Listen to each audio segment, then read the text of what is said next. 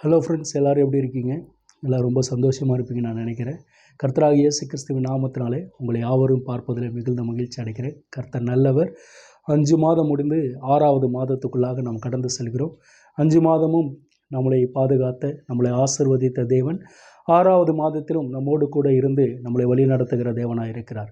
இந்த நாளில் கூட ஒரு வசனத்தின் வாயிலாக நான் உங்களோடு பேச விரும்புகிறேன். எரேமியா 24வது அதிகாரம் 6வது வசனம். அவர்களுக்கு நன்மை உண்டாக நான் என் கண்களை அவர்கள் மேல் வைத்து. இங்கே தேவன் சொல்கிறாரு, இஸ்ரவேல் ஜனங்களுக்கு நன்மை உண்டாக என் கண்ணை அவங்க மீது நான் வைக்க போகிறேன் அப்படின்னு சொல்கிறார். இஸ்ரவேல் ஜனங்களுக்கு நன்மை உண்டாக என் கண்ணை அவங்க மீது வைக்க போகிறேன். இங்கே என்ன சம்பவம் அப்படின்னா, பாபிலோன் ராஜா இஸ்ரவேல் ஜனங்களை சிறைப்பிடித்து கொண்டு போயிடுறாரு. எல்லாருமே சிறைப்பட்டு போகிறாங்க. இப்போ சிறைப்பட்டு போகும் பொழுது எரேமியா தீர்க்கதரிசிக்கிட்ட தேவன் ஒரு தரிசனத்தை காமிச்சு அந்த தரிசனத்தின் வாயிலாக இந்த வார்த்தையை பேசுகிறார். அது என்ன தரிசனங்கிறது 24வது அதிகாரத்தை தொடங்கிலிருந்து சொல்லப்பட்டிருக்கு. என்ன தரிசனம்னா, அவர் ஒரு தரிசனம் பார்க்குறாரு. எரேமியா ஒரு தரிசனம் பார்க்குறாரு. என்ன தரிசனம் அப்படின்னா, 2 கூடைகள் இருக்குது. ஒரு கூடையில் நல்ல அத்திப்பழங்கள் இருக்குது, இன்னொரு கூடையில் சாப்பிடவே முடியாத கெட்ட அத்திப்பழங்கள் இருக்குது. அப்போ தேவன் கேட்குறாரு 4வது வசனத்தில், 3வது வசனத்தில், கர்த்தர் என்னை நோக்கி, எரேமியாவே நீ என்னத்தை காண்கிறாய் என்றார். அதற்கு நான், அத்திப்பழங்களை காண்கிறேன். நல்லவைகளான அத்திப்பழங்கள் மிகவும் நல்லவைகளும் கெட்டவைகளான புசிக்கத்தகாத மிகவும் கெட்டவைகளுமாக இருக்கிறது என்றான். அப்பொழுது கர்த்தருடைய வார்த்தை எனக்கு உண்டாகி அவர், நான் இவ்விடத்திலிருந்து கல்தேயர் தேசத்திற்கு சிறைப்பட்டு போகவிட்ட யூதரை நான் இந்த நல்ல அத்திப்பழங்களுக்கு ஒப்பிட்டு அவர்களுக்கு நன்மை உண்டாக அவர்களை அங்கீகரிப்பேன். பாருங்கள், அவங்க பிரச்சனையால் தான் சிறைப்பட்டு போனாங்க. அவங்க ஒரு கெட்ட அத்திப்பழமாக தான் இருக்காங்க, அதனால தான் சிறைப்பட்டு போனாங்க. ஆனால் காட் சொல்கிறாரு, நான் அவங்கள கெட்ட அத்திப்பழங்களாக நான் பார்க்க போகிறது கிடையாது. நான் அவங்கள நன்மையாக தான் பார்க்க போகிறேன். அவங்கள நான் நல்லவர்களாக தான் பார்க்க போகிறேன். அவர்களை நான் நல்லவர்களாக பார்த்து என் கண் அவங்கள நல்லவங்களாக தான் பார்க்கும். நான் அவங்கள நன்மை உண்டாக்க என் கண் அவங்கள நல்லவங்களாக தான் பார்க்கும் அப்படின்ட்டு தான் 6வது வசனம் சொல்கிறாரு. அவர்களுக்கு நன்மை உண்டாக நான் என் கண்களை அவர்கள் மேல் வைத்து அவர்களை இந்த தேசத்துக்கு திரும்பி வர பண்ணி அவர்களை கட்டுவேன், அவர்களை இடிக்க மாட்டேன். அவர்களை நாட்டுவேன், அவர்களை பிடுங்க மாட்டேன். பாருங்கள், அவர்களை கட்டுவேன், அவர்களை இடிக்க மாட்டேன். அவர்களை நாட்டுவேன், அவர்களை பிடுங்க மாட்டேன். இப்போ தேவன் சொல்கிறாரு, நான் பார்க்குறேன் அவங்கள, அந்த ஜனங்களை நான் பார்க்குறேன். நான் பார்க்குறேன்னா நன்மையாக தான் அவங்கள பார்ப்பேன், நன்மை உண்டாக தான் நான் பார்ப்பேன். அவங்க தீமையானவங்களாக இருக்கலாம், அவங்க கெட்டவங்களாக இருக்கலாம், அவங்க கெட்டவங்களாக ஆகி சிறைப்பட்டு போயிருக்கலாம். ஆனால் நான் இப்போ பார்க்க போகிறேன் அவங்கள. நான் பார்க்கும் பொழுது அவங்களுக்கு நன்மை உண்டாக தான் நான் பார்க்க போகிறேன். இன்றைக்கி நான் உங்களுடைய லைஃப்பில் சொல்கிறேன், தேவன் உங்களை பார்க்குறாரு. எதுக்காக பார்க்குறாரு அப்படின்னா, உங்களுக்கு நன்மை உண்டாக மட்டுமே அவர் பார்க்குறாரு. அவர் பார்வையில் தீமையே கிடையாது. பைபிளில் ஒரு வசனம் இருக்குது, தீமையை சகிக்காத சுத்த கண்ணன், தீமையை பார்க்க மாட்டாத சுத்த கண்ணனே அப்படின்னு ஒரு வசனம் இருக்குது. இப்போ அவர் தீமையை பார்க்குறதே இல்லை. நான் சொல்கிறேன், உங்கள் லைஃப்பில் அவர் தீமையை பார்க்குறதே இல்லை. உங்களை பார்க்கும் பொழுது உங்கள் லைஃப்பில் தீமை இருந்தாலும், உங்கள் லைஃப்பில் பிரச்சனை இருந்தாலும், உங்கள் லைஃப்பில் சுகவீனம் இருந்தாலும், உங்கள் லைஃப்பில் பலவீனம் இருந்தாலும் அவர் பார்க்குறது பலனாக பார்க்குறாரு, சுகமாக பார்க்குறாரு, ஆரோக்கியமாக பார்க்குறாரு. அவர் பார்க்கும் பொழுது உங்கள் வாழ்க்கையில் நன்மை உண்டாக்க தான் பார்க்குறாரே தவிர அவர் தீமை உண்டாக்க பார்க்குறதே கிடையாது. இன்னும் இந்த தீமை எப்படி இவன் லைஃப்பில் வந்துச்சு, இந்த தீமை எப்படி வரப்போகுது, இல்லை இந்த தீமையினால் இவன் என்னென்னலாம் அனுபவிக்க போகிறான், அதெல்லாம் அவர் பார்க்காம உங்களை அவர் பார்க்குறாருன்னா நன்மை உண்டாக தான் பார்க்குறாரே தவிர அவர் வேறு எதுக்காகவும் பார்க்கல. இங்கே ஜீசஸ் வாழும் பொழுது ஒருத்தவனை பார்க்குறாரு. அவர் எப்படி பார்க்குறாரு பாருங்களா. யோவான் 9வது அதிகாரத்தில் அந்த சம்பவம் சொல்லப்பட்டிருக்கு. யோவான் 9வது அதிகாரம் 1வது வசனத்தில், அவர் அப்புறம் போகையில் பிறவி குருடனாகிய ஒரு மனுஷனை கண்டார். இப்போ ஒரு மனுஷனை பார்க்குறாரு. முன்னாடி நம்ம பார்த்தோம் இல்லைங்களா, ஒரு கண்ணை வைக்கிறார். இப்போ கண்ணை வைக்கிறாரு, பிறவி குருடன் மேலே கண்ணை வைக்கிறாரு. இப்போ கண்ணை வைக்கும்போது என்ன நடக்குது? இப்போ இவர் மட்டும் கண்ணை வைக்கல பிறவி குருடன் மேலே, சீஷர்களும் அந்த பிறவி குருடனை பார்க்குறாங்க. 2வது வசனத்தில், அப்பொழுது அவருடைய சீஷர்கள் அவரை நோக்கி, ரபி, இவன் குருடனாய் பிறந்தது யார் செய்த பாவம்?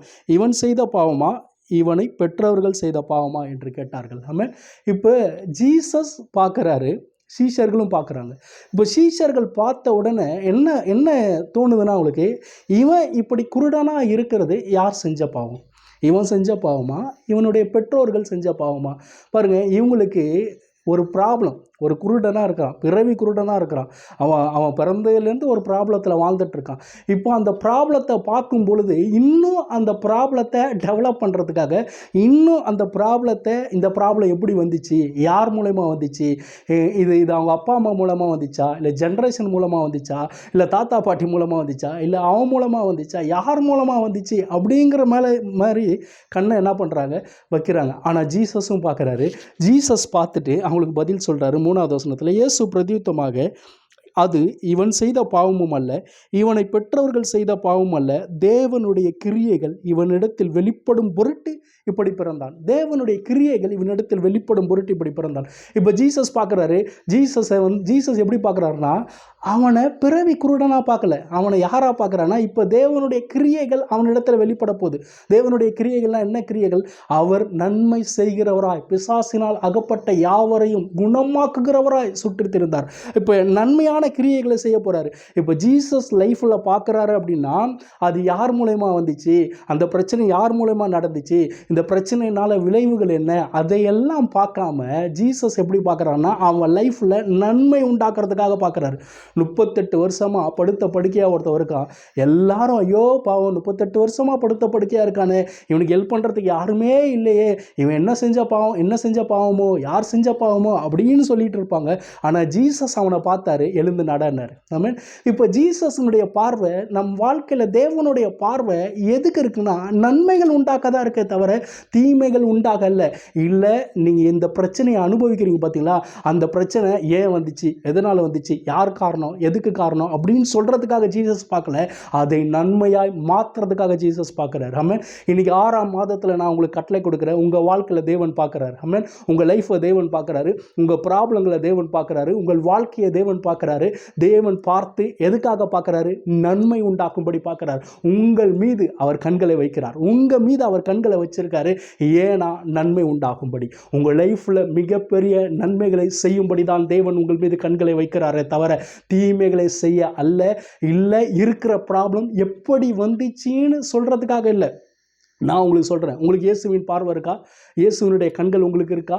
அவருடைய சிந்தை உங்களுக்கு இருக்கா? நான் சொல்கிறேன், உங்கள் லைஃப்பில் இனிமேல் ப்ராப்ளமாக பார்க்காம, யார் மூலமாக வந்துச்சுன்னு பார்க்காம, எப்படி வந்துச்சுன்னு பார்க்காம, இந்த ப்ராப்ளத்தை தேவன் நன்மையாக மாற்ற போகிறாரு. இந்த ப்ராப்ளத்தை தேவன் நன்மையாக உருவாக்க போகிறாரு. இது ப்ராப்ளம் ஈஸியாக சால்வ் ஆகிடும். என் கூட தேற்றவாளன் இருக்கிறார், பரிசுத்த ஆவியானவர் உள்ள இருக்கிறார், அவர் எனக்கு உதவி செய்யும்படியாக என்னோடு கூட இருக்கிறார் என்று நீங்கள் இன்றைக்கி பிலீவ் பண்ணுங்கள். நீங்கள் விசுவாசிங்க. தேவன் உங்களை விடுதலையாக்க அவர் வல்லவராக இருக்கிறார். ஆமென். மறுபடியும் எரேமியா 24வது அதிகாரம் 6வது வசனத்தை நான் மறுபடியும் வாசிக்கிறேன். அவர்களுக்கு நன்மை உண்டாக அவர்கள் மீது என் கண்களை வைக்கிறேன். அது அவர்களை கட்டுவதற்காக, இடிப்பதற்காக அல்ல. நான் சொல்கிறேன், உங்களை கட்டுவதற்காக, இடிப்பதற்காக அல்ல, உங்களுக்கு நன்மை உண்டாகும்படி உங்கள் மீது கண்களை வைக்கிற தேவன் உங்களோடு கூட இருக்கிறார். ஆமென். நம்ம எல்லாரும் கண்களை மூடி ஜெபிக்கலாம். அன்பின் பிதாவை இயேசுவின் நாமத்தினால் மடல் வருகிறோம். இந்த நாளுக்காக நன்றி செலுத்துகிறோம். விசேஷமாக இந்த நாளில் இதை கேட்டுக்கொண்டு இருக்கிற ஒவ்வொரு பேரையும் நீர் பார்க்கிறீர் தகப்பனே. உங்கள் கண்கள் அவர்கள் மீது பார்த்து கொண்டிருப்பதற்காக நன்றி செலுத்துகிறேன். இதோ நீர் அவர்களுடைய வாழ்க்கையில் நன்மை செய்யும்படியாக நீர் பார்த்து கொண்டிருக்கிறீர். விசேஷமாக இந்த 6வது மாதத்திலே அநேக நன்மைகளை அவங்களுடைய வாழ்க்கையில் செய்ய போவதற்காக நன்றி செலுத்துகிறோம். ஒருவேளை ப்ராப்ளத்தோடு, துன்பத்தோடு, வருத்தத்தோடு, பாரத்தோடு இருந்தாங்கன்னா இயேசுவின் நாமத்தினால இப்பொழுதே அது மாறி, அப்பா ஆண்டவரே, நன்மையாய் மாறட்டும், நன்மையான விஷயங்கள் நடக்கட்டும் என்று பேசுகிறோம். ஒவ்வொரு பேரையும் நாங்கள் ஆசீர்வதிக்கிறோம். இயேசு கிறிஸ்துவின் நாமத்தில் ஜெபிக்கிறோம் நல்ல பிதாவே. ஆமென், ஆமென், ஆமென்.